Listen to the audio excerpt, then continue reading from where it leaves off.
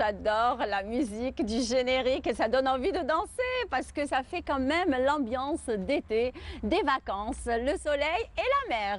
Bonjour chers amis téléspectateurs, eh bien on est très heureux que de vous servir pendant tout l'été avec cette belle émission qui va vous accompagner pendant tout l'été et tous vos vacances. Eh bien on va rompre un petit peu la coutume et les traditions puisqu'aujourd'hui on va vous laisser languir pour découvrir avec nous le programme jusqu'à 10h. Et bien sans plus tarder, on vous propose un sujet signé Selim Skandar et on se retrouve juste après.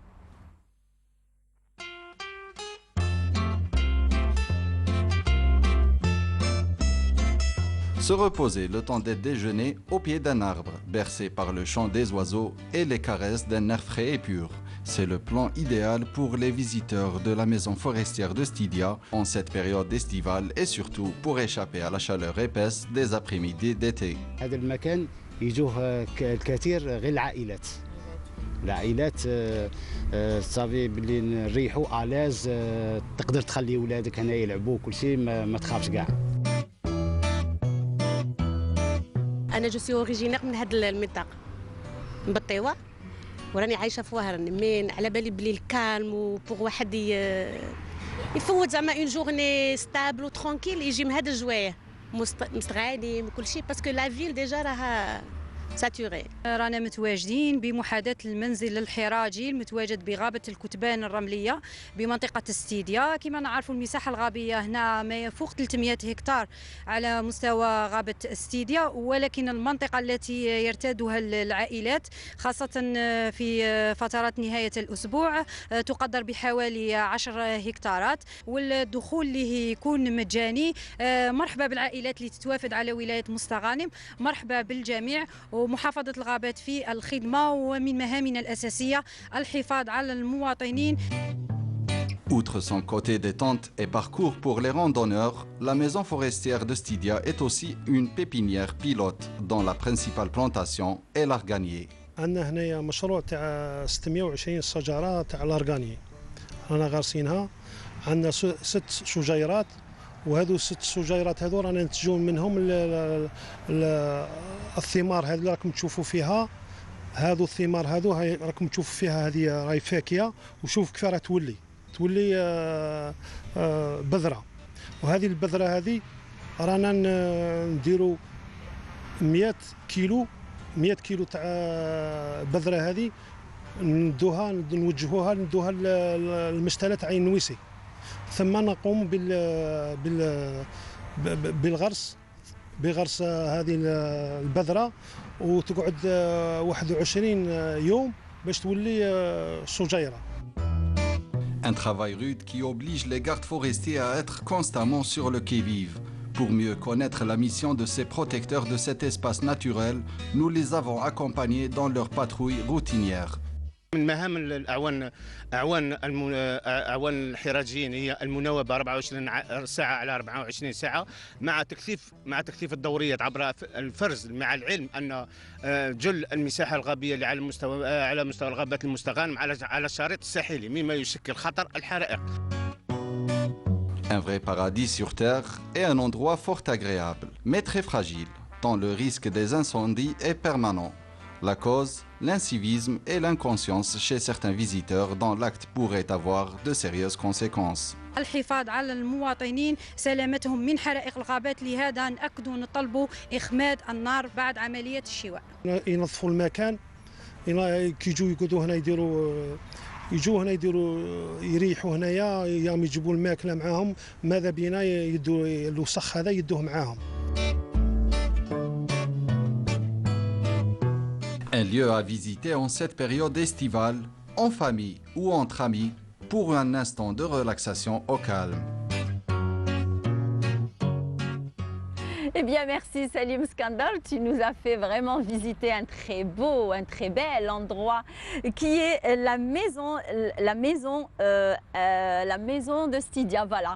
Voilà, donc c'est un très bel endroit, merci à vous et merci aussi pour le sujet sur la sensibilisation contre les incendies et ça tombe bien puisque notre invité c'est monsieur Mechri Omar, chef de service du patrimoine de la protection forestique. Bonjour. Bonjour madame. Merci d'avoir accepté notre invitation. Merci à vous. Vous n'êtes pas stressé j'espère, non? Je suis un peu. Quand même. Quand même. Mais non, on est gentils nous, non? Bien sûr. Bien sûr, eh ben, ces derniers temps, on a vu beaucoup de catastrophes, on va dire, naturelles. On a vu beaucoup de feux de forêt. Alors, quelles sont les causes de ces incendies, s'il vous plaît? Merci madame. Je vous remercie pour l'invitation. Concernant les causes des incendies, généralement les scientifiques divisent les causes d'incendie en deux. Des causes naturelles et oui. des causes humaines, d'origine humaine. Naturelle, Exactement. surtout la température élevée et les vents sirocco. Et volontaire, soit la négligence des gens ou volontaire. Effectivement. Oui. Voulu, oui. On se fait des barbecues à l'extérieur, on se fait des sorties entre amis, voire en famille, mais on oublie déjà d'éteindre le feu qu'on a mis pour éventuellement faire griller on va dire notre repas de sortie, de pique-nique. Bien sûr, les gens qui يروحوا يحوسوا كل شيء, il faut d'abord faire les conditions, faire les dispositifs باش ما يعاودوش باش après le barbecue تاعهم ما تصراش انسوندي ولا تصرا كارثه. الناس يكونوا واعيين, خاصهم يكونوا واعيين ضروره الحفاظ على الغابه تاعنا, ما خاصهمش يكونوا مهملين ويخلوا لو ديشي تاعهم ولا ومام كي يخرج خاصه يعاود هذيك يطفي هذيك النار تاعه باش ما تكونش نتيجه وخيمه على الغابه تاعنا. Justement. Donc on passe maintenant, alors quelle est la politique forestière de la protection des forêts? La politique forestière, هنا ici chaque année نديروا الديسبوزيتيف تاعنا يبدا من لو 1 جوان حتى 31 اكتوبر, حمله الوقايه ومكافحه حرائق الغابات. Se base sur trois volets, il faut dire.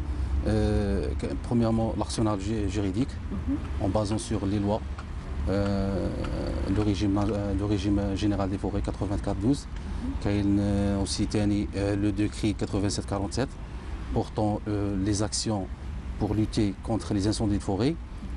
Deuxièmement, l'installation des comités opérationnels au niveau APC, Daïra et Wilaya. Aussi la sensibilisation, troisièmement la sensibilisation et la vulgarisation des gens et des touristes surtout. Même les riverains qui vivent dans les entours ou là dans les forêts. Quatrièmement, aussi les opérations civicoles préventives. On fait des opérations civicoles, le dégagement, l'éclaircie, des opérations d'éclaircie, le nettoiement, l'ouverture des pistes dans les forêts pour faciliter la circulation des voitures ou les voitures CCFL en cas où il y a une intervention contre les forêts. Aussi les tranchées par feu, l'aménagement ou l'ouverture des tranchées par feu. Le rôle de ces tranchées par feu, c'est de séparer ou de couper les feux en cas où il y a un incendie pour limiter les dégâts. Le dégât et la propagation des feux dans les forêts. Voilà. Aussi le dispositif, ce qui est important, dispositif de première intervention. Ici à Oran, on a 6 brigades de station d'intervention primaire, CCFL, avec citernes de 400 litres. Aussi, on a 4 Mercedes. On fait le dispositif, les positions, on fait des positionnements. Là, on fait des positions où il y a la sensibilité de feu. Dans des points stratégiques. Pour avoir une intervention efficace, rapide et efficace. Et aussi هذا العام ثاني إن شاء الله درنا une brigade, des brigades mixtes avec la protection civile. On a 7 positions. J'allais vous poser cette question, justement. L'implication de la protection civile. Justement, هذا العام ان شاء الله حنا ديجا كنا نديروها وقت فات، عاود هذا العام رديناها تمولي راه كاينه لاليرت وراه كاين لي زانسوندي كلشي في اون الجيري كاع.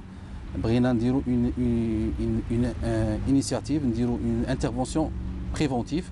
بغينا نخدموا مع بروتيكسيون سيفيل. حنا الحق العام الشريك الاساسي هو البروتيكسيون سيفيل اللي يخدموا معنا دون لانترفونسيون تاع لي زانسوندي فوري. بغينا نديرو حاجه بريفونتيف، درنا دي بريغاد ميكس.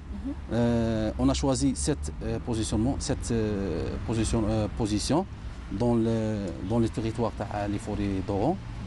عندنا 7. عندنا premièrement عين كرمة. درنا في ستاسيون. C'est du côté de Messerguine. Boutlilis. Boutlilis عين كرمة. D'accord. عين كرمة كاين unité de protection civile. رانا نحطوا لي CCFL تاعنا avec les protections civiles. عندنا forêt de Surtout qu'il y a la forêt justement aménagée pour des pique-niques et tout. Voilà. Et il y a juste la plage aussi à côté, donc elle est très surtout عين كرمة très prisée cette. فيها لي توريست بزاف يجوها مع سيرتو بغيت نوضح نقطة ثاني. ميم la majorité des forêts de la wilaya d'Oran sont des forêts côtières. كاين لا بريسيون انتروبيك، كاين لا بريسيون دي توريست بزاف سيتو لي موا تاع الصيف تاع ليتي. عندنا دوزيام بوزيسيونمون مسيله، ديستريكت مسيله. عندنا ديستريكت تما في البارك دو مسيله. ميم مسيله هي سي ان بارك بروتيجي كلشي كلاسي باغ لاغيتي الدولي. عندنا باب الحمراء هنا غابه الكورنيش، عندها البلاصه تاع غابه الكورنيش كاع يسيرفيها. كاين طفراوي لا فوري دو سيدي غانم، قديل مونطا دي ليون راس العين، وسيتو ثاني مونطا دي ليون فيها لا بريسيون بزاف تاع لي توريست. كاين ارزيو لي اوت بلاطو en allant vers قديل مونطا دي ليون. وكاين مرسى الحجاج مضابره، فوري دو مضابره يقراني. هادو لي سيت بوزيسيونمون الحجاج سي رزيو من جهه قديل لي فوري دو مضابره قراني. هادو كاع هادو لي سيت بوزيسيونمون مع دي بريغاد ميكس مع بروتيكسيون سيفيل. هادو 24 sur 24 يخدموا. اون كاو تصرا انسوندي ولا هما يخرجوا يديروا انترفونسيون بريمير معنا، هما يخدموا وحنا نخدموا. اون كاو تصرا لا قدر الله تصرا انسوندي كبيره ولا تصرا لا بروباغاسيون دي فوري، سيرتو الا كان لي فون ولا كاش حاجه ولا سيروك ولا هذيك يكون عامل كبير باش تنتشر لي فو فوري. تما يجي لو رونفور. D'ailleurs, hier, il y a eu quand même une chaleur terrible qui n'était pas normale. Ça a atteint jusqu'à presque 40 degrés. Et puis, il y a eu justement un vent vraiment. Le temps était vraiment venteux. Même البارح صرات انسوندي بصح صغيره ماشي حاجه 200 متر. تالمو اللي كانت انترفونسيون بريمير افيكاس وفي وقتها الحمد لله قضينا عليها. ما سينياليهاش باسكو كي تكون انترفونسيون مليحه بريمير وفي الوقت ما تكونش انسوندي كبير ان شاء الله. هذه هي سيرتو مع لي كونديسيون تكون ديفيسيل مع السيروك ومع هذا هو. Très bien. Alors quelle est la stratégie et le plan de la protection de la biodiversité? D'accord. La stratégie تاع la conservation des forêts d'Oran، حنا عندنا بروغرام نخدموا كاع العام. بروغرام بزاف بلوس مكافحة الحرائق. عندنا بليزيور اكتيفيتي. عندنا par exemple les activités de chasse synergétique. نحافظوا على لي زانيمو على لا فون et la flore dans les forêts تاعنا. en collaboration avec les associations مع les cadres تاعنا مع les agents مع les associations مع les associations de chasse مع la fédération كلشي. عندنا بروغرام نخدموه، نخرجوا نديروا دي سورتي سو تيران، نشوفوا نديروا برومو تاع جي بي. لا دينا فوا ثاني درناها نديروا برومو دي جي بي. عندنا نشوفوا نديروا دي سورتي كاش حاجه نديروا دي سيزي تاع لي زانيمو بروتيجي. كيما لا ديرنيير فوا درنا سيزي دان سانج ماغو بروتيجي ان انيما بروتيجي، درنا سيزي تاعه. ندوروا عندنا اون كوميتي ثاني كوميتي دو سيرفيونس دي زانيمو ضد التجاره الغير شرعيه للحيوانات المحميه ميكس في الولايه دايرينها بليزيور سيكتير داخلين معنا. ندوروا على الحوانيت وكل شيء اللي يكون عندها دي زانيمو بروتيجي. سي انتردي دو لي فوندر. نسيزوه ولا نديروا لا سونسيبيليزاسيون سي ثاني نخدموا مع لي ريفران ثاني افون لا كومبان تاع لي انسوندي نخدموا معاهم. كاين لي ريفران كوميتي ريفران تاع اللي يخدموا النحل ثاني يخدموا معنا Les apiculteurs. Les apiculteurs يخدموا معنا باسكو هما يخدموا يستعملوا الغابه وكل شيء لي ريفران اوسي اون كاو تصرى انسوندي ولا كاش انسان يكون يصيد ولا يقطع شجره ولا اي حاجه يعيط لنا يخدموا معنا اون باراليل الحمد لله وهذه هي. Alors juste une dernière question monsieur. Alors نسيت مدام سمحي لي نديروا ثاني لي دينومبرومون تاع لي زوازو ميغراتور عندنا لي 9 زون هوميد ايسي à Oran. Justement oui. 9 زون هوميد كاين 4 كلاسي رامسار كلاسي انترناسيونال سو كونفونسيون دو رامسار. Selon la convention de Ramsar. كاين سبخا دورون لا غون سبخا كاين سالين دارزيو كاين تيلامين وكاين عندنا لا مقطع هذو كلاسي رامسار عندهم اون امبورطونس انترناسيونال نديروا دو نومبرومون نديروا تاع لي زوازو ميغراتور عندنا الوقت عندنا في المومون تاعهم نديروا دو نومبرومون نبعثوه نخدموا مع لي زاسوسياسيون تاع لا بروتيكسيون دو لونفيرونمون نخدموا مع لونفيرونمون عندنا اوسي 4 زون هوميد دامبورطونس ناسيونال كاينه دايت المرسلي كاين دايت البقرات كاين اوسي ثاني تاع دايت البقرات كاين دو زوتر اوسي هادو نديرو دو نومبرومون شاك اني تاع لي زوازو ونشوفوا ميم لي زوازو نيشير ونشوفوا لا بيوديفرسيتي اسكو كاينه اون ريغريسيون ولا اميليوراسيون تاع هادو تاع لي زوازو. Très bien, alors une toute dernière question avant de vous laisser partir. Alors l'une des responsabilités justement des incendies, des fois elles sont volontaires. Des fois ce sont des incendies volontaires. Mais vu qu'on est à même pas une semaine de l'Aïd Kbir, donc il y a des personnes qui aimeraient bien provoquer des incendies pour avoir du charbon. Afin de le revendre pour faire, parce que pendant l'Aïd, à l'approche de l'Aïd, les gens ils achètent du charbon pour faire des barbecues chez eux, etc. Donc quelle est la, on va dire, quelle est comment on appelle ça quelle est la stratégie justement de la protection de la protection des incendies actuellement, des forêts, des incendies actuellement, surtout dans ce cas-là. Effectivement, nous travaillons en collaboration avec la gendarmerie nationale. Nous travaillons avec des brigades mixtes.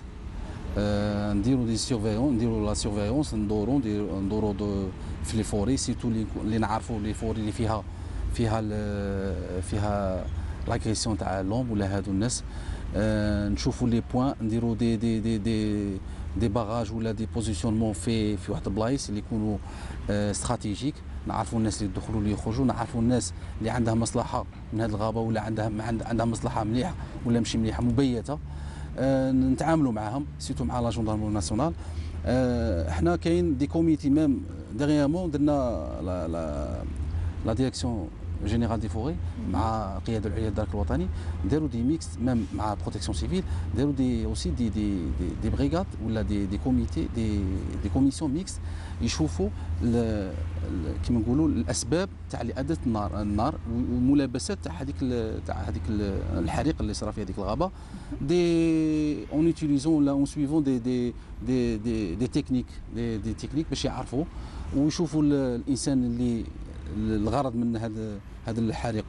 وراهم يجرموه دروك رانا نديروا البوسيب تاعنا باش نحافظوا على الغابه تاعنا باش ما يصراش هادو لي زاكسيدون ولا يصراو هادو التعدي على الغابه سواء حنا ما نعرفوش لو بيت تاعه سواء الشاربون ولا حاجه اخرى باسكو كاين بزاف ملابسات كاين بزاف عوامل دي فوا سي باغ اناتونسيون هذه هي دي فوا هو به لو شاربون دي فوا لو باركور تاع لي بوفان تاعه ولا دي فوا بيان سور كاين بزاف عوامل حنا ما نجزموش وي فوالا اون بو با سافوار اي اون بو با هذه هي كاين بزاف عوامل كاين الباركور قلت لك كاين دي فوا ليتير يبغي يستغلها حاجه واحده اخرى تاع لي زاكتيفيتي اغريكول ولا سا ديبون حنا سا ديبون لي كوز او فيرا ميزور حنا نحاولوا نعرفوا لي كوز ونعرفوا الاسباب اللي ادت لهذا الشخص ولا هذو الناس يحوسوا يحرقوا هذه الغابه رانا نخدموا رانا نسيو نكافحوا هذه الظاهره هذه. Alors, un dernier conseil pour, pour les téléspectateurs qui sont en train de nous regarder, afin de protéger nos forêts, afin de protéger nos espaces verts. احنا هذه فرصه باش ندعو الناس اللي توريست ولا اللي يجوا لي Alors, فيزيتور. tournez-vous à la caméra et adressez-vous à cette caméra. هذه justement. مناسبه باش ندعو الناس كاع الناس اللي يجوا للوهران اللي يجوا يحوسوا ولا ماذا بهم يحافظوا على الغابه تاعنا، يجي يحوس بصح ينظف المكان تاعه، ما يديرش الحريق باسكو ما يديرش النار الباربيكيو، الى يدير النار يديرها في الاماكن المخصصه ويحافظ باسكو هذا سي اون ريشيس تاعنا تاع البلاد تاعنا، ريشيس استراتيجيك نحافظوا عليها لينا والاجيال تاعنا ان شاء الله. Très bien, merci beaucoup, Merci, Monsieur madame. Mechiri Omar. Alors, Merci, on le madame. rappelle aussi que vous êtes chef de service à la direction des forêts. Ce fut un plaisir et merci à vous et bon retour d'ailleurs Merci. et bon courage. Merci, Pendant merci. tout l'été, vous êtes en activité. Donc, sans plus tarder, puisqu'on parle d'Oran, on parle de la protection des forêts, on parle aussi des alentours, on va dire des villages limitrophes d'Oran. Eh bien, on vous invite à suivre avec nous cette balade à travers cette belle ville qui a été construite par des marins andalous en 902. Et on se retrouve juste après Silberia Wahran.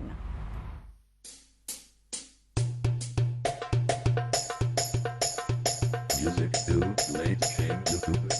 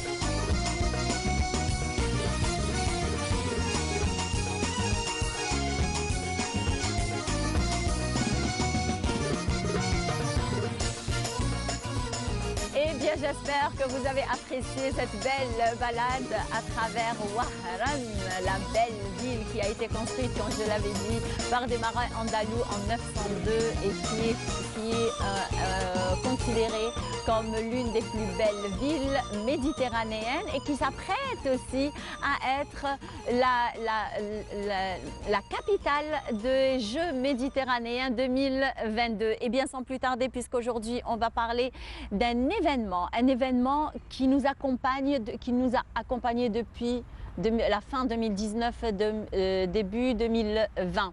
Alors c'est un événement qui n'est pas très joyeux, ça c'est certain, et on est en train de vivre avec ce virus, coronavirus, alors pendant une année et demie. Une année et demie, on va dire, il faut faire très attention. Une année et demie de décès, une année et demie de contaminés, une année et demie de confinement, une année et demie qui nous a un petit peu empêché de faire, on va dire, notre travail convenablement, comme on a l'habitude de le faire, d'aller en visite vers nos, on va dire, des visites familiales, des visites amicales, des sorties. Donc il faut éviter quand même tout ça. On va dire, on a pris l'habitude de vivre avec ce coronavirus, mais hélas, il y a eu un relâchement. Un relâchement qui nous a coûté vraiment cher, puisque cette troisième vague, elle nous a un petit peu vraiment mis un petit peu à chaos. Elle nous alarme aussi, puisque la situation est plus ou moins grave, et nous allons en parler avec M. Abdel Nasser Bouda, directeur de la santé et de la population de la wilaya d'Oran. Bonjour. Bonjour madame. Merci d'avoir accepté notre invitation. C'est moi qui vous J'espère que remercie. j'ai résumé un petit peu la situation. Oui, effectivement, vous avez un peu résumé la situation. Alors, il faut dire que la situation pandémique est très préoccupante, voire grave actuellement. Quelle est la cause? Effectivement, ce début d'été 2021, nous sommes en train de vivre effectivement une reprise, on appelle communément la troisième vague, qui est effectivement assez dangereuse et qui met en péril dangereuse parce que non seulement nous avons le nombre de personnes qui sont contaminées qui est extrêmement important, mais ce qui est aussi important, c'est un petit peu les décès et les complications. Voilà. Ça, la grosse problématique. Beaucoup de complications qui doivent nécessairement arriver dans des services de réanimation et parfois qui sont intubés. Et ce qui est aussi un peu beaucoup plus préoccupant, c'est que actuellement nous constatons que les malades qui arrivent en réanimation, donc les malades qui doivent être pris en charge au niveau de ces services-là, sont relativement jeunes. C'est des 35 ans, c'est des 40 ans. Et secondo, c'est aussi des jeunes qui ne sont pas tarés, donc qui n'ont pas de maladie chronique comme on l'avait connu l'année passée. Et ça, effectivement, c'est très préoccupant. Et c'est pour ça que le relâchement, bon, il faut le dire, le relâchement parce que peut-être que les citoyennes et les citoyens pensaient à un certain moment que l'épidémie était derrière nous. C'est vrai que le début d'année, nous avions connu des chiffres qui étaient extrêmement bas par rapport à ce que nous avions connu l'année passée. Nous étions en moyenne entre 10 et 15 cas par mois. Effectivement. Et que maintenant, alors les gens ont eu cette impression de fausse sécurité, que voilà, l'épidémie était derrière nous et qu'on pouvait se permettre ce relâchement. Donc on a abandonné la bavette, on a abandonné la distanciation, on a abandonné le protocole et maintenant nous sommes en train de le payer. Et on le paye très cher. Absolument. Parce que maintenant, il y a même des personnes qu'on connaît de notre entourage qui sont contaminées et qui sont dans un état grave. Et le problème maintenant, c'est que la variante a changé. Absolument. Les symptômes ont changé. Alors, quels sont les symptômes les plus, on va dire, comment peut-on reconnaître cette nouvelle variante? Écoutez, sur le plan symptomatologique, il n'y a pas eu un grand changement. C'est-à-dire que nous avons à peu près les mêmes symptômes que nous connaissions l'année passée. La grosse problématique de ces variants, c'est que c'est leur vitesse de contamination qui est extrêmement élevée par rapport aux variants que nous avions connus l'année passée. Ça veut dire quoi? Ça veut dire que maintenant, vous êtes dans une situation où vous avez des groupes de population qui peuvent être contaminés dans un laps de temps qui est très court. Effectivement. Et le deuxième gros problème, je disais tout à l'heure, c'est ces complications qui arrivent très vite, alors qu'avant, on connaissait des complications, les malades compliqués, mais c'était une tranche de personnes qui étaient bien, entre guillemets, déterminées, puisque c'est des personnes qui étaient prédisposées à compliquer. Des personnes qui avaient des problèmes, qui avaient surtout des problèmes pulmonaires, asthmatiques, bronchitiques, chroniques, etc., ou là, des problèmes d'hypertension associés à un diabète. Maintenant, c'est beaucoup plus des jeunes qui ne sont pas tarés, qui n'ont pas ce type de maladie. C'est des jeunes, 35, 36 ans, 40 ans. Qui sont en bonne santé. Qui sont en excellente santé et qui compliquent. C'est un petit peu ça la grosse différence. C'est vrai que sur le plan symptomatique, on n'arrive pas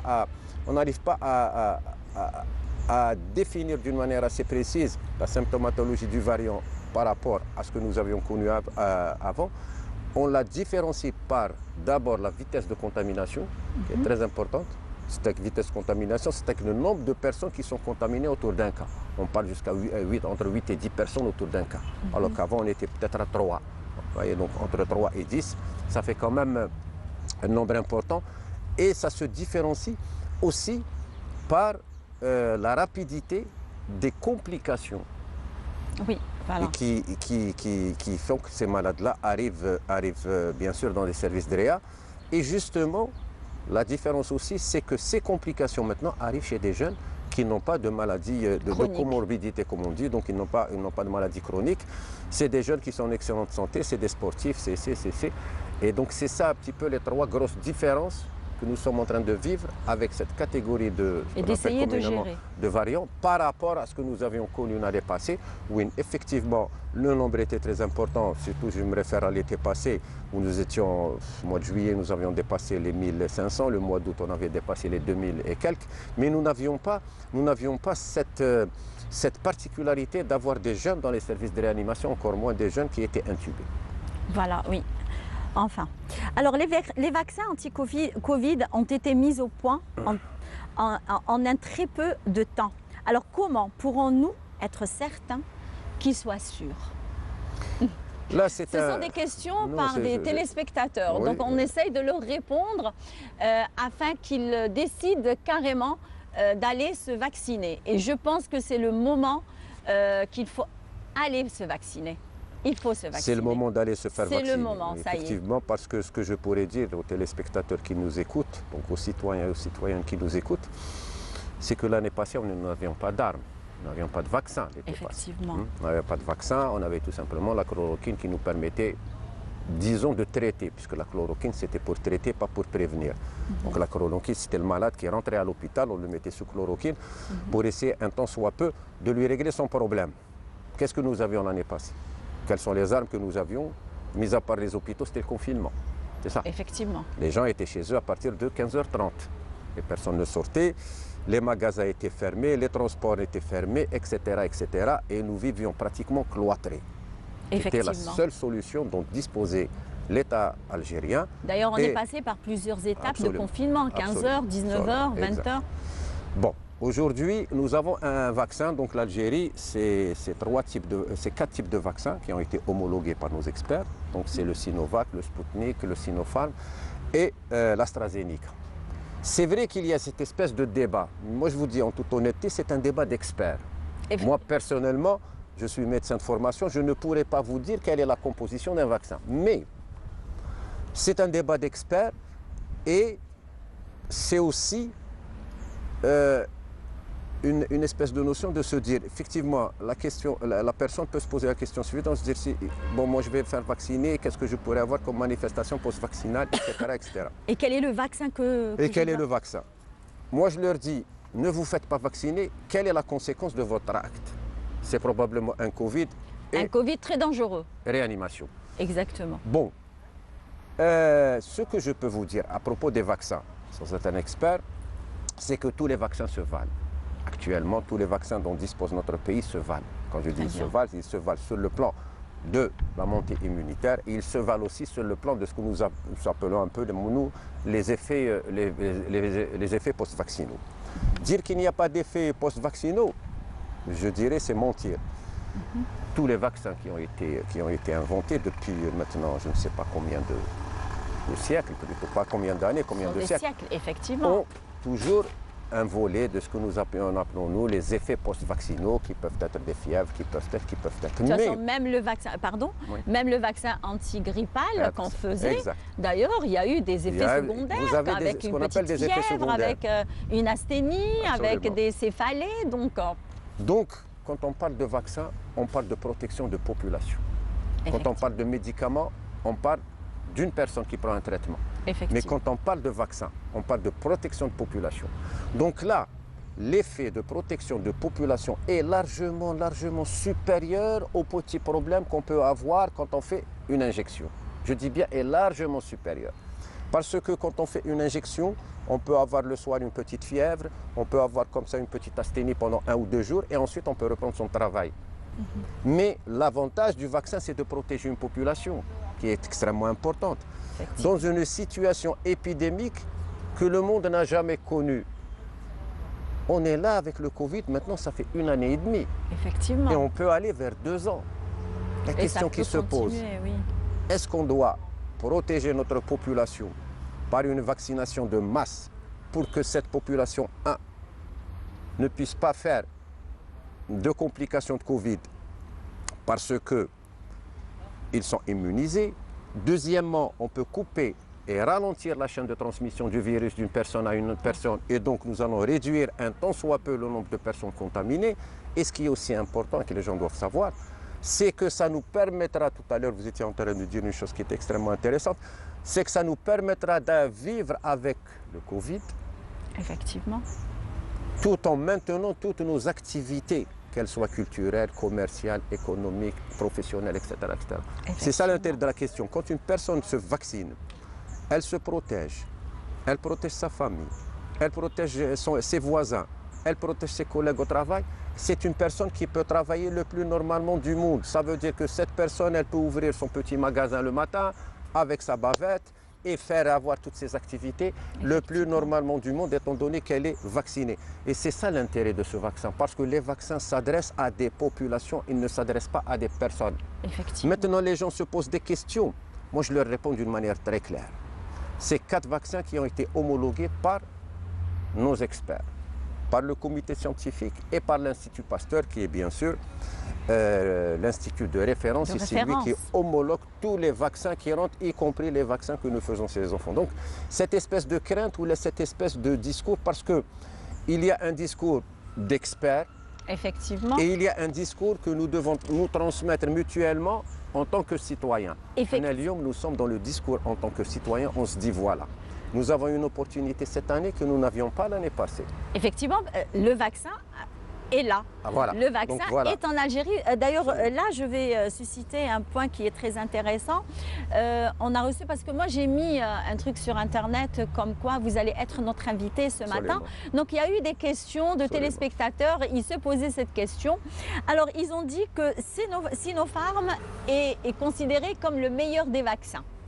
Ensuite, il y avait, ça c'est un téléspectateur qui nous a demandé de poser cette question.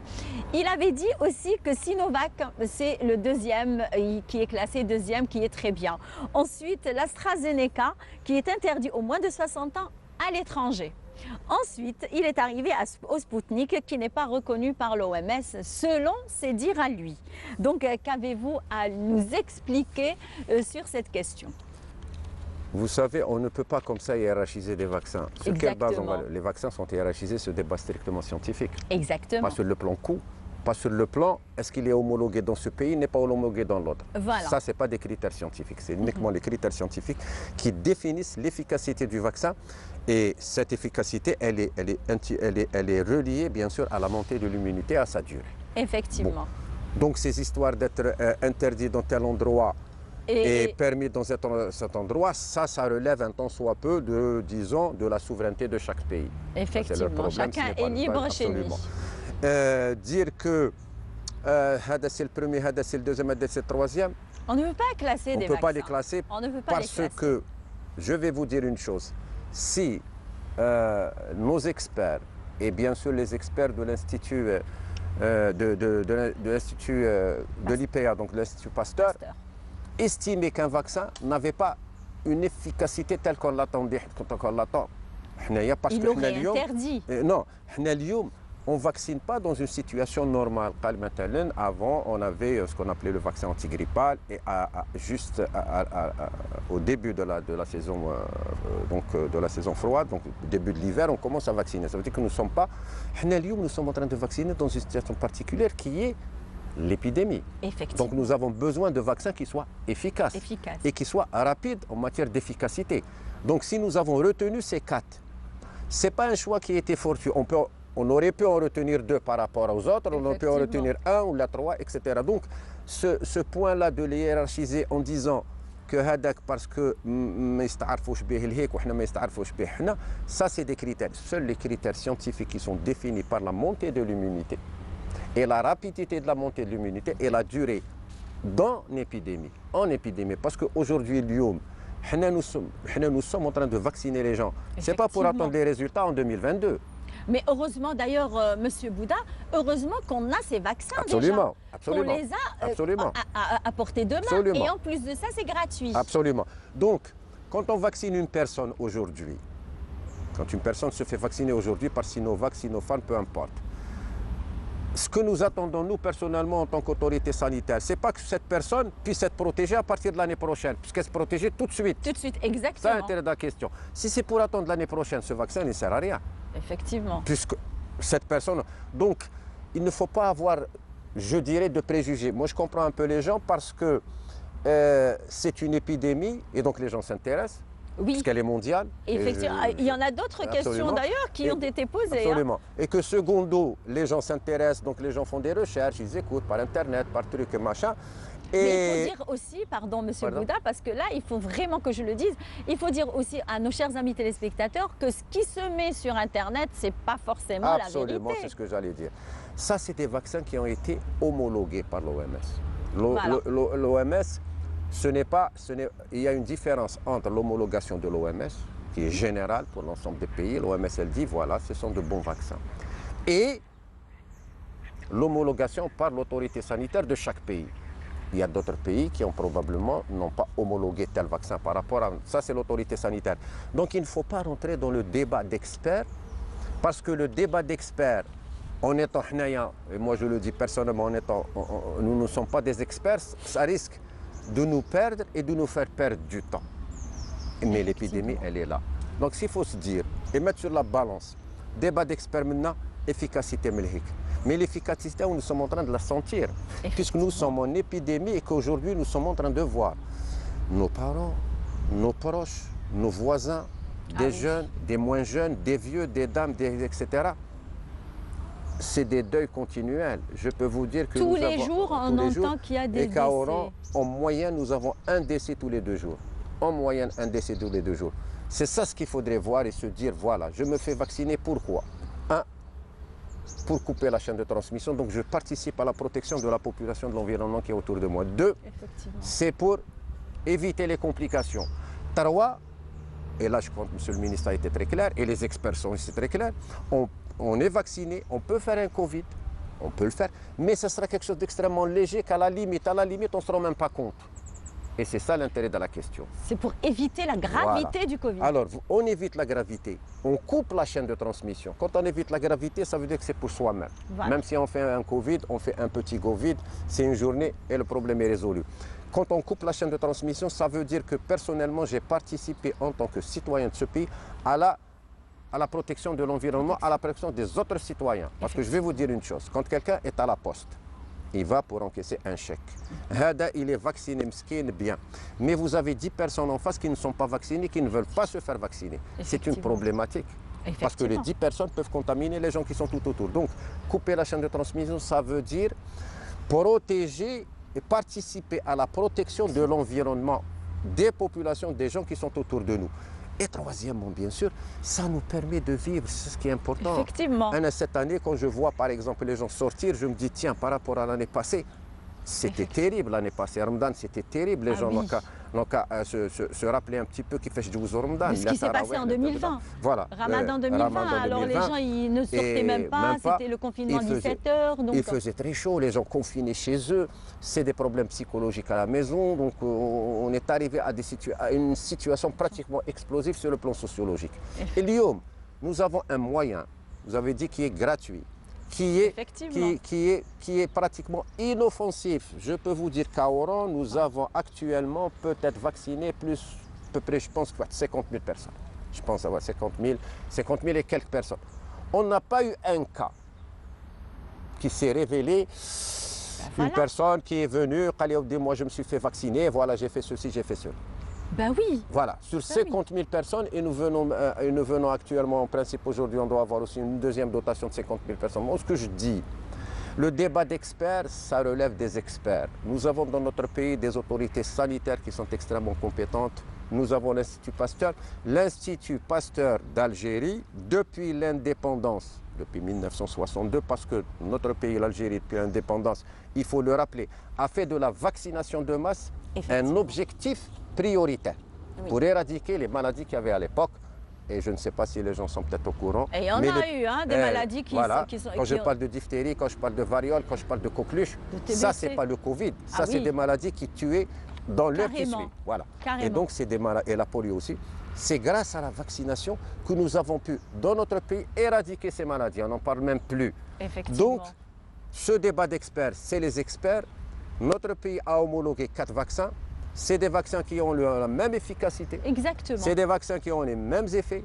Et c'est des vaccins qui peuvent nous permettre, si nous arrivons à ces fameux 70% de personnes vaccinées, de continuer et de pouvoir vivre le plus normalement du monde avec cette épidémie. Alors, juste une toute dernière question, parce que là, la régie, il n'arrête pas de me dire, posez-lui la question, Oui, posez-lui allez-y. la question. Ok. Alors, où aller se faire vacciner? Bien. Voilà. D'une manière- Apparemment, tout le monde a décidé de se faire vacciner. non, c'est je bien. crois. Non, c'est bien. Mhm. Bon, au début, nous avions les centres de vaccination au niveau de nos polycliniques. Nous avions érigé 50 centres de vaccination. Et ensuite, nous sommes passés aux chapiteaux. Alors, à partir de cette semaine, nous avons pris la décision parce qu'on s'est rendu compte que les chapiteaux, que les polycliniques, peut-être les gens n'ont pas le temps, peut-être les gens ne... comment dirais-je, il vient, il va trouver du monde, il va trouver... Bon, nous avons scindé ça en deux parties. Nous avons la partie fixe qui continue, donc nous avons des chapiteaux Tewena. Nous avons... Au niveau de Tahtaha, Tahtaha, il y a aussi des c'est Medina chapiteaux... Jdida pour les personnes il y a qui des ne chapiteaux connaissent à Turc. Nous sommes en train de prendre des écoles primaires là où il y a les bassins de population les plus importants. Donc, parce que le chapiteau, parfois, il fait assez chaud. pas. Oui, voilà. C'est un petit peu difficile. Et les gens viennent, ils attendent, il fait un peu chaud, il n'y a pas assez de chaises, donc on a décidé de prendre. Mais ce que nous comptons lancer et que nous avons commencé à lancer, c'est la vaccination au milieu professionnel. Qu'est-ce que ça veut dire? Ça veut dire que demain, je suis dans la station de l'ENTV Oui. d'Oran. oui. Demain, je ramène une équipe ici, à l'ENTV. Les gens sont là, on les vaccine tous, on leur donne leur petite carte. Ça veut dire que c'est une vaccination en milieu professionnel. Eh bien, c'est que le problème, c'est que je ne peux même pas vous faire ça, Voilà. parce que c'est le Covid. Là, c'est- Eh bien, on aimerait voilà. bien avoir ça, nous. Nous Vraiment. actuellement, nous sommes en contact avec tout ce qui est public, même privé. Bien sûr, il y a l'ENTV, je parle de l'ENTV, mais il y a aussi la Sonelgaz, vous avez les postes, vous avez alors toutes ces grosses institutions publiques qui reçoivent du public et qui ont un très fort potentiel de travailleurs. Et là, on va se déplacer carrément. Très bien. On se met d'accord directement avec les directeurs. Ils me disent, nous avons commencé à la Wilaya, nous avons commencé à la CNAS. Et nous sommes... En plus de ça, on est juste en face de Il n'y a vous. aucun problème, Vous madame. êtes des voisins. Moi, dès dimanche matin, on peut s'installer. Donc, parce bien. que ça va nous permettre d'aller en milieu professionnel et éviter aux gens d'aller faire la chaîne au niveau. C'est-à-dire qu'au niveau des postes fixes, il y aura uniquement, disons, un petit peu les dames qui sont à la maison, les parents, etc. Très Je bien. peux vous dire aussi que nous avons installé hier une équipe dans un grand centre. Bon, je ne dirai pas son nom parce que sinon j'aurais fait de la publicité gratuite dans un grand centre ici du côté de Senia. C'est un centre qui est extrêmement fréquenté, donc c'est un gros centre commercial que vous connaissez tous. Et là, nous allons maintenir une équipe qui va faire toute la semaine. Et ça nous permet de prendre un petit peu les gens qui vont venir faire leur shopping. Eh bien, voilà. Nous avons aussi un deuxième centre qui est là du côté que vous connaissez aussi tous, où Oui. nous allons nous installer. Nous allons aussi nous installer au niveau du centre des conventions, parce qu'il y a des manifestations à ce niveau-là. Effectivement. Nous allons Il y a prendre... des salons d'ailleurs. Absolument. La tenue de Donc nous allons différents maintenir un chapiteau là-bas à l'intérieur pour les visiteurs. C'est-à-dire que maintenant, nous avons décidé de ne plus demander aux gens de s'inscrire. Voilà. Il n'y a Je plus voulais cette arriver étape. à ça parce Plus qu'il y a cette eu des étape de- personnes qui se sont inscrites. Non, et il n'y a puis, plus cette étape de s'inscrire. Avant, c'est vrai que les débuts, nous n'avions pas assez de doses. Donc C'est normal. maintenant, nous sommes très très bien pourvus. Donc ce n'est pas la peine de s'inscrire. Nous avons aussi les 3 grandes mosquées que nous allons prendre en charge, Inch'Allah, al-Jumu'ah al-Jaya. Inch'Allah. Et au fur et à mesure, nous allons de proche en proche. Maintenant, ce qui nous intéresse en priorité, c'est le milieu professionnel. Très bien. C'est Nous, on est là. De les toute façon, établissements. certainement, notre directeur, il va prendre Absolument, contact avec vous. absolument. Alors vous allez prendre contact avec notre directeur Habib Hadri et nos Et responsables et ils vont être tout oui pour Bien la sûr, vaccination bien sûr. du Et donc, personnel. c'est ça, et nous maintenant- aussi, on est prêts à être vaccinés. À l'équipe, ils ont tous dit oui. Hein? Hein, Non, parce que l'équipe, hein? ce qu'il faut comprendre maintenant, c'est que nous sommes dans une situation où nous devons... C'est une Alors- course contre la montre. Alors notre réalisateur, il dit qu'il a fait déjà la première dose et la deuxième dose, il a Bah, dit. il attend. Et une fois. Non, vous savez, nous allons même aller vers un dispositif encore beaucoup plus souple. Pourquoi? Parce que Oran, pratiquement Oran en été, accueille beaucoup de personnes qui résident dans Effectivement. d'autres wilayas. Et ces personnes-là peuvent se présenter dans nos centres de vaccination. Par exemple, je vous donne un exemple très simple. Nous avons un chapiteau à Ain Turk. Il y a des vacanciers là-bas. Ils sont intéressés. Ils peuvent vous dire, voilà monsieur, je voudrais vous me faire vacciner, mais j'habite à Sidi Blabé, j'habite à Tlemcen. Alors nous, ce que nous avons décidé de faire, on le vaccine. On ne peut pas lui dire, monsieur, vous partez jusqu'à Sidi Blabé. Et la deuxième dose, il peut la prendre chez lui. Très bien. Voilà. Ça, c'est aussi pour alléger le dispositif. Voilà. On a plus... Et pour aller beaucoup plus vite. Bon, maintenant, vous savez, ce n'est pas une disponibilité de vaccin pour les rappels, ce n'est pas ça du tout. C'est tout simplement pour respecter un tant soit peu la durée qu'il y a entre la première et la seconde. Et la seconde. Voilà, c'est tout. Voilà. Mais sinon, la disponibilité, je peux dire aux gens que le vaccin, alhamdoulilah, nous avons assez de doses pour pouvoir vacciner. Donc, pour Oran, on a reçu le BRH 50 000. Voilà. Et probablement, la semaine prochaine, on va faire aussi une autre commande pour 50 000. Et que donc le ministère de la Santé et l'Institut Pasteur sont tout à fait disponibles pour nous fournir ce qu'il faut. Parce que ce qu'il faut comprendre maintenant, c'est que c'est une course contre la montre. On n'a pas le temps. C'est pour ça que nous poussons. On n'a pas le temps. On voudrait faire le max pendant au moins ce mois de juillet pour que les gens puissent se reposer. Eh bien, la main dans la main pour pouvoir rompre, on va dire, cette épidémie et cette pandémie. Donc, merci beaucoup, Monsieur Bouda, ce fut un plaisir. Et sans plus tarder, eh bien, on va aller avec Salim Skandar, avec son petit-déj culturel et son invité. On se retrouve juste après avec notre petit déjeuner à nous aussi.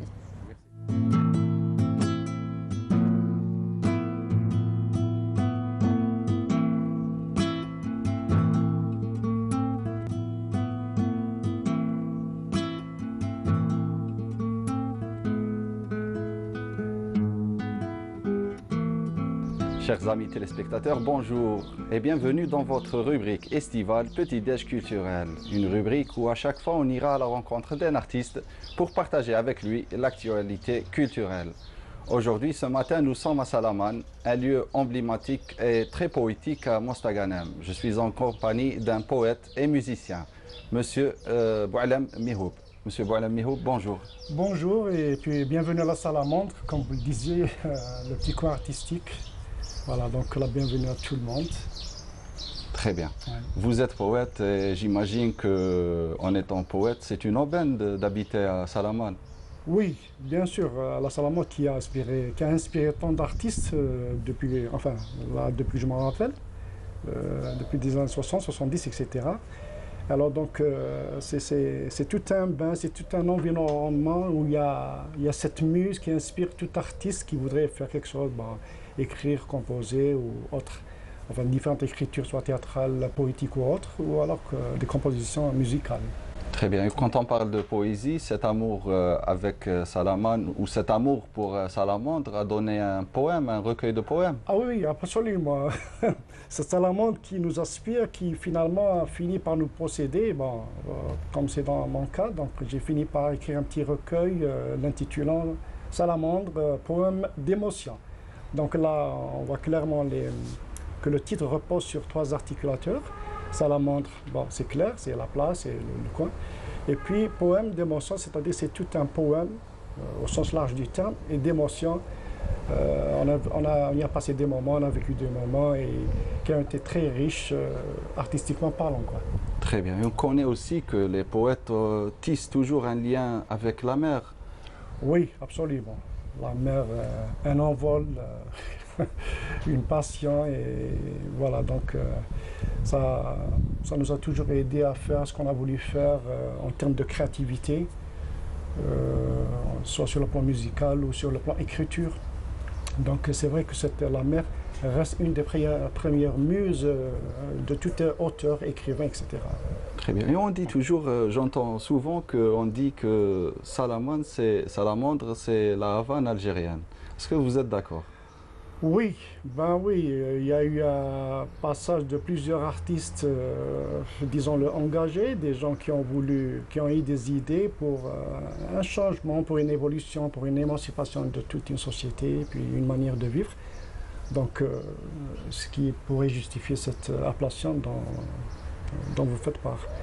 Donc, le dernier, sur le plan théâtral, il y a eu Serrat, bon, et puis même qui était décédé ici, un samedi matin, entre autres, sans parler des premiers que moi-même personnellement je ne connais pas ou je n'en ai pas entendu parler. Mais sinon, il y a eu d'autres aussi, artistes qui sont venus, qui ont voulu faire quelque chose puisque le coin s'y prête idéalement, quoi. Très bien. Et je rappelle aux chers amis téléspectateurs que nous sommes au théâtre d'El Mouja, à Salamandre.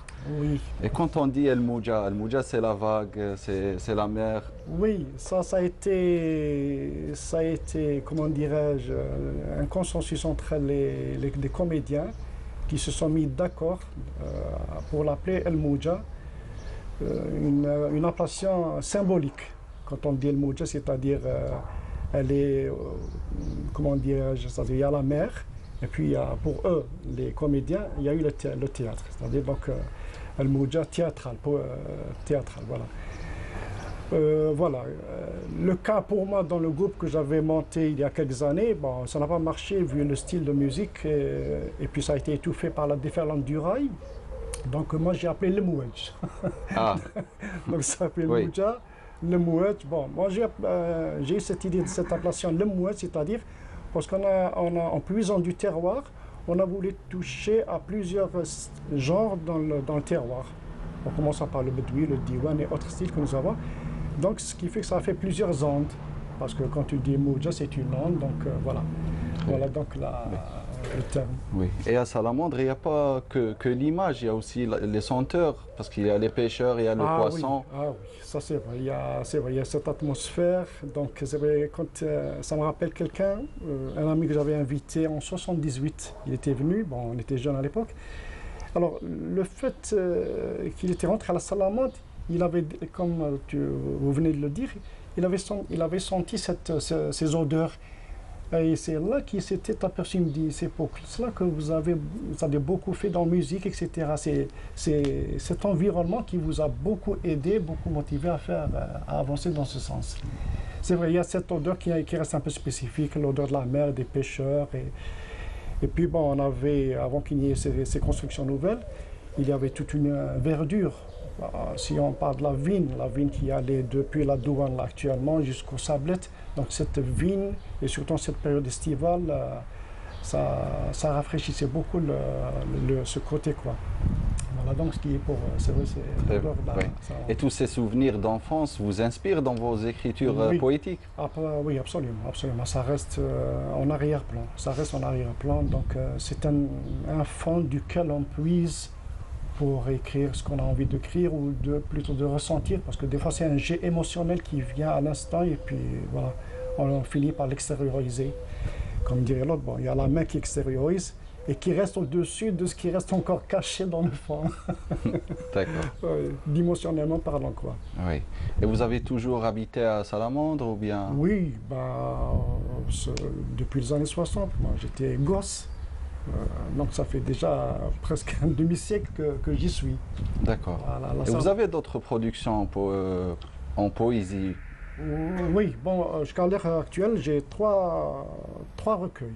Bon, disons 3 petits recueils sans ambition, bon, tout en restant modeste. Donc un premier recueil que j'ai intitulé Brise d'espoir. Et puis le deuxième, Salamandre, poème d'émotion. Et le troisième, que j'ai dédié au Hirak, Le jour se lève sur l'Algérie. Bon, il y a un quatrième qui est en phase de finalisation et j'espère qu'il verra le jour incessamment, quoi. Très bien. Et si on parle aussi du côté musique, puisque vous êtes musicien, pouvez nous en parler, nous en dire davantage? Oui, alors cette musique, comme je disais pour la Salamandre, ça a commencé un peu... j'étais enfant, hein, j'avais 10 ans à l'époque. Donc j'avais commencé à voir à l'époque la Salamandre, il y avait des musiciens qui venaient, etc. Et la première image qui m'avait marqué quand j'étais gosse, j'avais 10 ans, il y avait quelqu'un qui était venu avec sa guitare et qui commençait à jouer. Depuis ce jour-là, cette image m'a beaucoup marqué. Et c'est là que ça a enclenché moi ce désir, cette volonté de vouloir prendre la sèche et puis essayer de faire quelque chose. Bon, alors quand on a commencé à apprendre, il y avait la maison de John à l'époque, etc. Et puis finalement, jusqu'à 75, 76, je me sentais comme étouffé dans un milieu qui ne favorisait pas du tout ce qu'on avait envie de faire. Donc je m'étais retiré à la Salamandre, elle était calme, beaucoup plus belle qu'aujourd'hui, donc on pouvait travailler. Alors c'est là que j'ai commencé à travailler tout seul, et puis voilà, donc... Très bien. Et vous avez pu semer la culture chez vos enfants? Vous avez votre fille qui est peintre? Oui, oui. Voilà, bon, c'est vrai qu'on a envie de transmettre quelque chose à la postérité et sans vouloir comment dirais-je, le leur imposer, parce que ça, c'est pas des choses qui s'imposent, il faudrait que ce soit un choix. Donc apparemment, il y a eu Hajar qui a eu ce don de peinture dès son très jeune âge. Donc, bon, on l'a encouragé dans ce sens. D'ailleurs, elle a voulu faire ses études, elle a fait ses études les Beaux-Arts. Donc, je lui ai dit, bon, à condition, c'est-à-dire que tu feras l'art pas pour le faire seulement, pas pour rester dans une platitude, essaye d'avoir un style, de te l'approprier, et tout en véhiculant un message. C'est-à-dire qu'à travers tes œuvres que tu pourras faire, il faudra que tu aies un message à dire dans tout ce que tu pourras entreprendre et réaliser. Très bien. Et pour finir, est-ce que vous pouvez nous déclamer quelques vers dédiés à Salamandre? Alors, le problème, c'est qu'il y a des vers que j'écris, mais je n'arrive pas à les retenir. Donc, je prendrai mon livre. Ok. Oui, donc tiens. Voilà, il y a un poème que j'écris sur la salamandre. Oui. Alors, pardon. Je l'ai intitulé Salamandre. Je ne me rappelle plus du titre, tellement que ça. Alors, Salamandre plage, très bien. Très bien. Voilà, donc l'écho des vagues a tant bercé nos rêveries. Dans l'azur d'un poème que fredonnait la muse, en son royaume, où nos âmes toutes confuses vibraient de joie sur les grains de sa tapisserie. Frémissant, le cœur chantait au cœur du soleil, l'ivresse du soir dans des coupes d'où s'élèvent les caresses chargées de parfums et de rêves que versait la magie des couleurs à merveille. Ton extase en appoggiature nous baignait dans des arpèges aux rimes de nos émotions, d'un paradis où toutes nos peines s'éteignaient. J'accroche des lettres au fil de l'inspiration, composant aux couleurs des saisons oniriques des fragments de beauté de ces toiles poétiques. Merci beaucoup. Merci de rien, beaucoup. Ça a été avec un plaisir. Merci beaucoup. Est-ce qu'il y a des projets à venir artistiques? Oui, alors il y a le 4e recueil que je suis en train de finaliser. Maintenant, pour les projets, il faudrait que... Bon, c'est vrai, il y a un tas de projets à faire, sauf que les conditions ne s'y prêtent pas, et c'est malheureux de rester toujours dans la même situation d'il y a, je ne vais pas dire un siècle.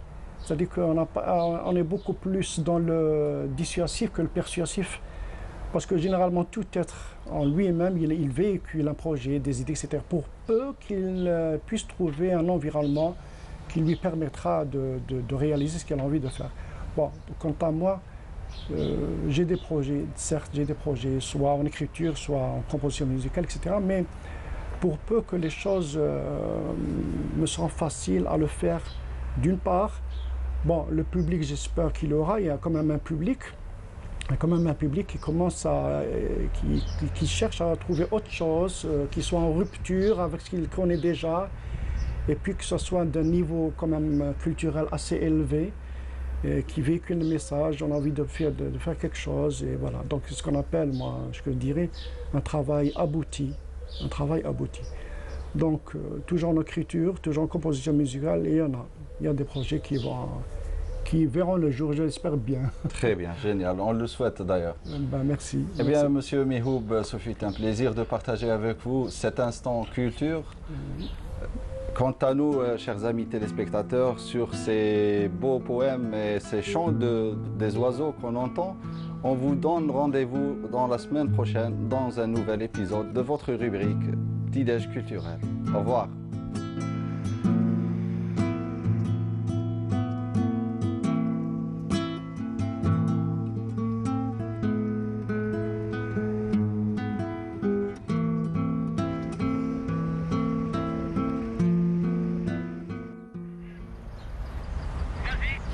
Eh bien, je vous ai promis tout à l'heure un bon petit déjeuner avec notre chef Ferida Tayeb. Bonjour. Bonjour Imen. C'est un plaisir de vous retrouver. Le plaisir est Mais partagé. cette fois-ci, monsieur Farmdan. Oui. Ah, maintenant je peux même goûter. Hein? Donc ça va. Alors aujourd'hui, on va essayer de constituer un bon plateau, d'un bon petit déjeuner pendant l'été. Alors qu'est-ce qu'il faut pour ça? Alors, du fromage, des fruits, de la charcuterie, des biscuits salés, des biscuits sucrés, des olives, des œufs de caille ou bien des œufs ordinaires, des fruits, du granola, des cerises, de la pâte à tartiner, de la confiture, du fromage. On va faire du jus avec de la pastèque. Du bled. Alors je m'adresse à nos compatriotes qui nous regardent de l'outre-mer, de la Méditerranée, voire d'Europe, des États-Unis, du Canada. Je vous dis bonjour, parce qu'on a reçu quand même des messages en plein direct qui sont en train de nous regarder. Ils nous ont remercié aussi pour la balade d'Oran. Eh bien, je vous dis que vous n'êtes pas encore... ce n'est pas au top, mais on va essayer de vous accompagner au top jusqu'à la fin. D'accord? Alors, restez avec nous jusqu'à 10 h. Alors, pour un bon plateau petit déjeuner? Alors, on va commencer à constituer le plateau. Très bien. Alors, allez-y. Alors, du camembert pour les personnes qui aiment le camembert. Aujourd'hui, j'ai utilisé 2 sortes de camembert. Un épicé et un ordinaire. Ah, très bien. Voilà. Qu'on trouve sur le marché. Sur le marché, oui, bien sûr. Très bien. Généralement, ce genre de plateau se partage entre 2 à 3 personnes. Ça, c'est du poulet fumé. Très bien. Du poulet fumé. Du raisin. Je vais en prendre. Ils sont lavés? Oui. Très bien. Donc, je vais prendre une. Des olives. On a des tartines de pain aux olives aussi. Bien. Ça, c'est du fromage blanc avec de l'huile d'olive. Bon. Voilà. Du fromage blanc avec de l'huile d'olive, c'est très bon. Hein. De la pâte à tartiner. Chocolat. De la pâte à tartiner chocolat, oui. De la confiture. De la confiture. Au choix. De la brioche fourrée au chocolat. Des œufs de caille. Des petits biscuits. Très bien, des petits biscuits. Ça, c'est surtout un petit déjeuner été. Oui. Été, donc on pourrait être éventuellement en bord de mer, par exemple. Voilà. Alors, déguster, prendre un bon petit déjeuner été, frais aussi. Alors, oh là là, et devant la mer, oh là là, que demande le peuple? On a de la charcuterie aussi. On a de la charcuterie aussi. On a des olives. Des olives, c'est bon. Ça, c'est des cerises. Les cerises, voilà. Et elles sont belles, hein, nos cerises. Hein? Et voilà. Des cerises. On peut prendre des cerises avec du fromage blanc. Oui, on peut prendre. Le fromage blanc peut accompagner tous les fruits. Effectivement, oui. Quand il n'y a pas d'ail, par contre. Et le jus, il est où? On va le faire tout de suite. Ben, il faut le faire vite, hein, parce que sinon... Bon, je vais prendre une cerise. Hein. Ben, moi, c'est toujours comme ça. Hein. Comme diraient, on va dire, les Oranaises, ntia sarpa. Donc, c'est bon. On peut rajouter aussi des cracottes. Des cracottes. Vu qu'on a du fromage et de la charcuterie. Très bien. Alors, les cracottes, moi, je les aime bien avec du fromage, par exemple, du camembert ou alors de la confiture, du miel aussi. Du miel, oui. On va rajouter juste un petit peu d'eau. Moi, je suis beaucoup plus fruit qu'autre chose. On pourra rajouter aussi du granola, de l'ananas. Oui. Alors pour le jus de pastèque, vu que la pastèque c'est le fruit de la saison. Très bien. D'accord. Et que c'est un fruit très bénéfique pour la santé. Effectivement. Déjà, la pastèque est gorgée d'eau. Oui. Et pleine de vitamines, hein, d'ailleurs. Hein. Et juste un petit conseil, il ne faut pas jeter les grains. J'allais vous poser la question parce que vous avez mis même les pépins, les graines tawaha, voilà. Parce qu'elles sont bénéfiques pour la santé, elles préviennent les accidents cardiovasculaires. Ah ben voilà. Voilà, notre jus est prêt. Notre jus naturel. Oui. Naturel. Vu que voilà, pas de sucre ajouté, donc c'est bon. Pour les personnes qui sont diabétiques, hypertendues, donc ça va. Voilà. Oh là là, moi je vais prendre mon jus. Moi je n'attends jamais. Hein. Oh là là, je vais le goûter et vous dire que si c'est bon ou pas. Là il faut rajouter un petit truc. On dirait qu'on est en train de prendre de la pastèque. Et c'est bien frais. Alors, n'hésitez pas parce que c'est la saison en fait. Hein. Il y a même la pastèque jaune. Jaune, oui. C'est ça. D'ailleurs, Elle a les mêmes bienfaits que la pastèque rouge. oui, elle a quel goût? Est-ce que c'est vrai, elle a le goût de l'ananas? Non, Non. non. Elle a le goût de la pastèque. Elle a le goût de la pastèque. Ben voilà. Donc nous avons un bon plateau de petit déjeuner, un bon petit déjeuner été. Eh bien c'est frais, il y a du fromage, il y a des fruits, il y a des cracottes, il y a du camembert, il y a de la confiture, il y a des œufs. Pour ceux qui n'aiment pas les gros œufs, donc ils pourront toujours prendre les petits œufs qui se trouvent sur le marché d'ailleurs. Donc aujourd'hui spécialement que le petit déjeuner. Et la semaine prochaine, on pourra avoir quoi? On essaiera d'aller vers des repas légers, Très bien. des repas d'été. Très bien. Et on fera des petits déjeuners sur les différents petits déjeuners du monde. Très bien, c'est parfait. Alors, on aura avec nous notre chef Farida Tayeb, puisque pendant tout le long de l'été, et vous allez découvrir avec elle des petites recettes très légères pour la saison, que ce soit en bord de mer ou alors, on va dire, lorsqu'on sort, lorsqu'on part en pique-nique dans des forêts, justement. Donc, on pourra toujours emmener avec nous ces plateaux petit déjeuner.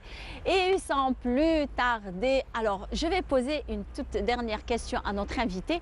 Est-ce que vous connaissez Hadi Douane? Oui, bien sûr. Qui ne connaît pas ce grand artiste avec Mam Saouda? Mam Saouda, oui. On y va ensemble pour un souvenir? Pour se remémorer un petit peu le bon vieux temps? Retour à l'enfance. Retour à l'enfance, chers amis téléspectateurs, avec Hadi Douane et Mam Saouda, et on se retrouve juste après.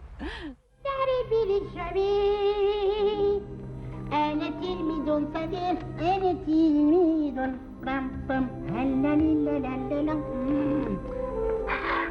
يا طيارة وطيري بيا وصلي لي لماليا إلي بي يا طيارة وطيري بيا وصلي لي شنو الفوضى اللي كاين هذه؟ شنو هذه؟ لا ماما راني نسيح بالطيارات. خاصك غير طيارة. يا ماما قولي خاص قلبك. جبتي لي الحلوى؟ واش من حلوى هذه؟ وما زال تهدر على الحلوى فمك مهدم. يا ماما لا ماشي انا قلت لك بحسب كي تجيب لي حلوى نكون هنتبنن بها شويه بلا ما طيبتي لنا العشاء. يا قلت لك كي نروح للسوق رجع دروسك. يا ماما ماشي كيما ها انا لما وصلت للدار فتحت المحفظه نتاعي جيت نحوس على الكتاب تفكرت باللي نسيته في المدرسه يا ماما. باش ما واش راه مخلوطك انت؟ يا صغير ومخلوط. يا الناس علاه نسيت كتابك. شوف تقرا اليوم انا نطيبك ناكل منك اللحم. لا ماما لا شوفي انا قلت لك يا ماما بكي بعد نقرا باش انا نسيتها في المدرسه نقرا غير من راسي ولا يا الهضره ما كانش اللي نجمك فيها. انا نقول لك رجع دروسك وما تسقط لهنا يا صح ماما. يا وكتاب ما عنديش نسيته. وصديقك هذاك مصطفى عنده بصح راهي راجع فيه. اروح نجيبه. اقعد. لا روح نجيبه. اقعد وين؟ رسلتك الاولاد تروح تزيد لي حتى الصف ديالي. دير في البرميل. اقعد. شوف ما تقش. يا خويا ديما حاجات ليها ماما هذه كل يوم غير انا ديما تقرا فينا. تعال بلا هذوك قال ما نقراش هيا باش نولي لها انا. ما نقراش والو. زيد هاك. قال لك رجع به دروسك وجيبوا لي غدوه المدرسه. اي صح. لا وليدات غير زهر راني نقول لكم. غير زهر. الطفل كمل دراسته وكمل قرايته وراجع دروسه وقابل كتاب واحد اخر ويقرا ونقي وكذلك. يا وانت قاعد لي هنا. يا سعادتك. اروح هنا ما تحركش هنا. يا خويا مانيش طايقه نحط راسي وانت اقرا. يا صح. يا رسول الله. لا حول ولا قوة إلا بالله العلي العظيم. البقرة. انظر إلى هذه البقرة لها قرنان ظاهران وديل طويل وأربع أرجل. الله قرب السياسة. في الصباح يجرها الراعي من الحقل إلى زاربتها ثم يحلب لبنها ويشرب الأولاد لبنها. يا ردك ماما راهي تشخر. راهي تنوم في الخبيط.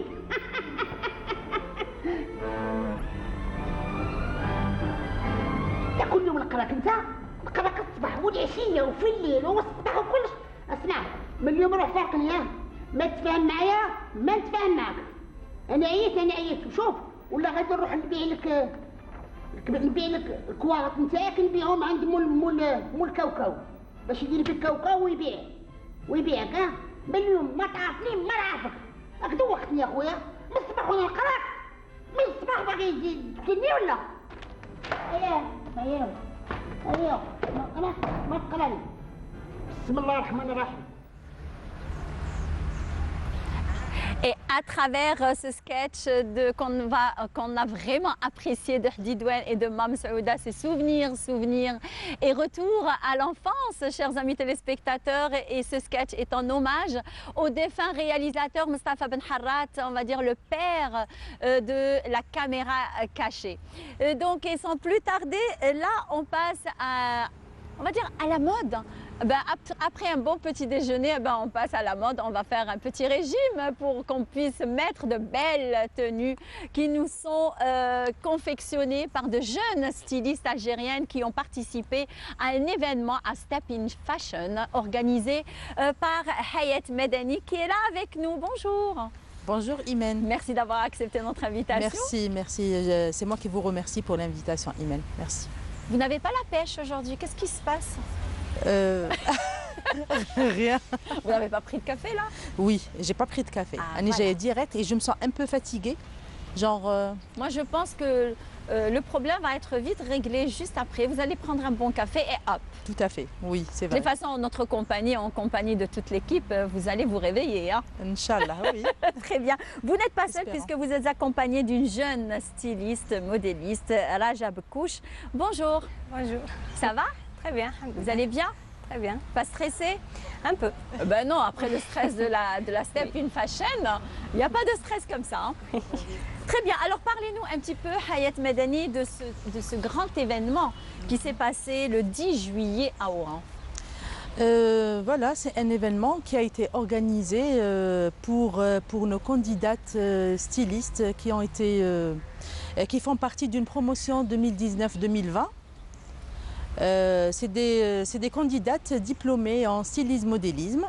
Voilà, donc on a... Qui ont suivi une formation de combien de temps, on va dire? Quelle est la durée? C'est des formations de 10 mois. En stylisme et modélisme. Voilà, ça diffère entre 10 et 10 mois. C'est parce qu'on a des fois des formations accélérées pour des personnes qui viennent de loin, par exemple, ou là, qui ne peuvent pas, c'est-à-dire... rester longtemps à Oran. Donc on peut faire des formations accélérées. Mais sinon, pour ce genre de formation ou bien de métier, c'est des métiers à pratique. Ben oui, il faut pratiquer. Donc, c'est-à-dire la formation soit longue, on a le temps de pratiquer les techniques. Des techniques, mais c'est avec la pratique on peut maîtriser les techniques. Voilà. Donc voilà, après le cursus de la formation, alors j'ai décidé, c'est parce que ça ne sert à rien, je trouve que ça ne sert à rien. Surtout que vous êtes dans le domaine. Oui. Avoir une bonne formation, avoir un diplôme, c'est bien.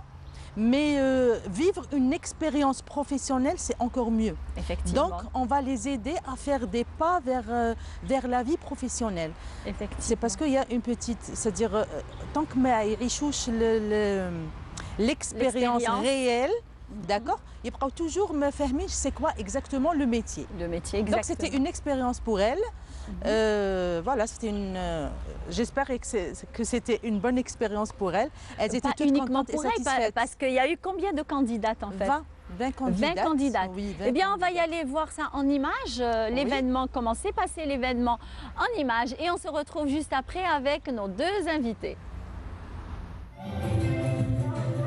Step in Fashion, organisé par l'École supérieure de la mode, art et développement, s'est déroulé le 10 juillet afin de découvrir de jeunes stylistes et créateurs.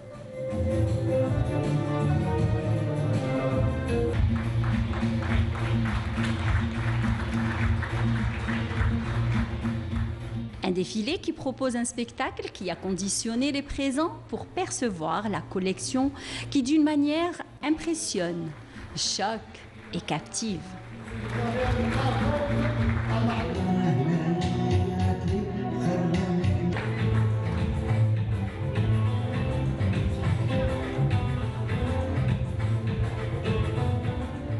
Présenter leur création en fin de la formation afin de se lancer dans la vie professionnelle. Ce sont les jeunes futurs créateurs.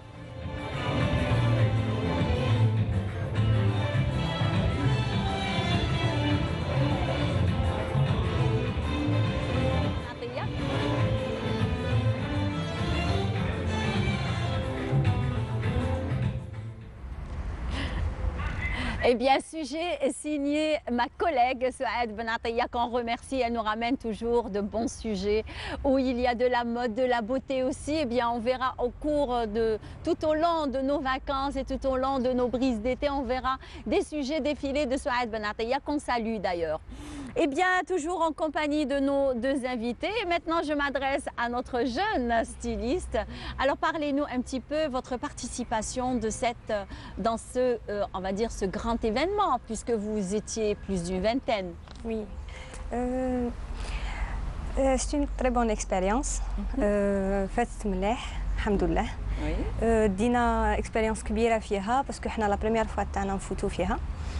Je remercie la styliste Hayat Madani اللي عطاتنا une chance باش نرياليزو لو ريف تاعنا. Parce que c'est un rêve d'enfant. Et vous avez fait la formation de combien de temps? 10 mois styliste et 10 mois la haute couture. Très bien. Ouais. Donc maintenant, on va voir justement des modèles confectionnés par Rajab Kouch, c'est ça? Oui. C'est magnifique. Est-ce que vous pouvez nous un petit peu nous détailler cette tenue?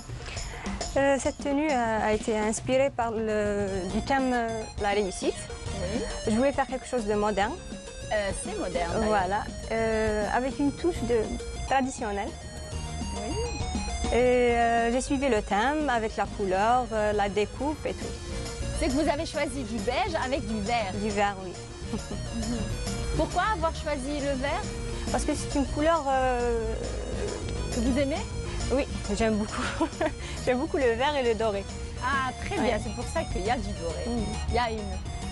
Et cette belle robe, princesse, c'est ça? Un peu, oui. Un peu. Rose. Oui. Est-ce que vous pouvez nous détailler cette tenue? هذه تاني داخله في le thème la réussite. Elle est moderne, avec des roses. Très bien. Je voulais faire quelque chose de girly. Vous avez même modernisé les manches? Oui, voilà. Je voulais faire un rappel avec le bas. Oui. Avec une traîne. Avec ça. Et ça vous prend combien de temps pour confectionner une tenue telle que la tenue verte? La verte, ça m'a pris un peu de temps. Combien? À peu près un mois. Un mois. Et l'autre, et la robe? L'autre, pas beaucoup. Une semaine et demie. Ah d'accord, très bien. Vous pouvez venir, hein? Elles sont jolies. Pourquoi pas égayer le plateau avec de jolies filles, hein? Ah je vais enfreindre à la loi aujourd'hui parce que le réalisateur, je ne sais pas ce qu'il va me dire, hein, Monsieur Hassini. Hein. Très bien, alors je reviens vers vous, Hayat Madani, et de l'événement. Donc, comment s'est faite justement la sélection pour la participation des jeunes modélistes? J'ai pas voulu donner des conditions pour la participation. C'est pas obligatoire. Donc, c'est-à-dire, je voulais donner l'opportunité pour ces candidates. C'est parce que pour participer à des défilés de mode professionnels, ça coûte beaucoup d'argent et de moyens. Donc, elles sont jeunes. La plupart c'est des étudiantes moyens, oui. et tout. Et c'est des amoureuses du domaine. Donc, toute personne jette l'institut pour faire la formation stylisme, elle est amoureuse du domaine. Ben oui. Voilà. Donc, et le rêve, c'est le passage du défilé. Donc c'est vrai la formation, la maîtrise et tout, mais c'est le rêve. Je sais très bien mais que le défilé, c'est autre chose. C'est oui, le défilé, c'est vivre le rêve qui se réalise, voilà, pour nos candidates. Donc voilà, elles ont fait des créations. C'est pas de la confection en classe. D'accord, oui. C'est chacune a donné du mieux qu'elle pouvait. Sa touche personnelle. Quand je vois les couleurs, c'est bon, c'est Raja. Oui. Quand je vois les autres, donc avec le temps. Elles ont leur cachet. Elles ont leur cachet. Ouais. Elles ont la touche personnelle. Chacune a son style. Donc même avec le temps, même Inch'Allah dans le futur, Inch'Allah, elles vont participer d'autres événements Inch'Allah plus importants au niveau national ou international. Nous, qui نشوفوا la tenue, نعرفوا شكون la styliste. Ah, ça c'est Raja. Ça c'est Raja, d'accord. Ou là, même pour les autres, c'est la même chose pour les autres créatrices. Les تخرجوا من عندنا. Alors quel est l'après défilé pour ces candidates qui ont réussi leur premier défilé? Je veux bien les voir à l'international. Avec les tenues. Vous allez les coacher toujours ou alors les laisser chacune je veux les orienter jusqu'à la fin. D'accord, je vais les encadrer. C'est parce que c'est un domaine un peu difficile, il n'est pas assez développé عندنا. Il n'est pas assez développé. Mais c'est-à-dire, pour elles, autant que débutantes, c'est l'international. Que débutantes, et elles peuvent avoir des capacités. Je donne les techniques, je donne les bases. C'est-à-dire, elles ont fait des merveilles. Ça m'a fait beaucoup de plaisir et j'étais très très fière d'elles lors du défilé ou de l'événement Step in Fashion.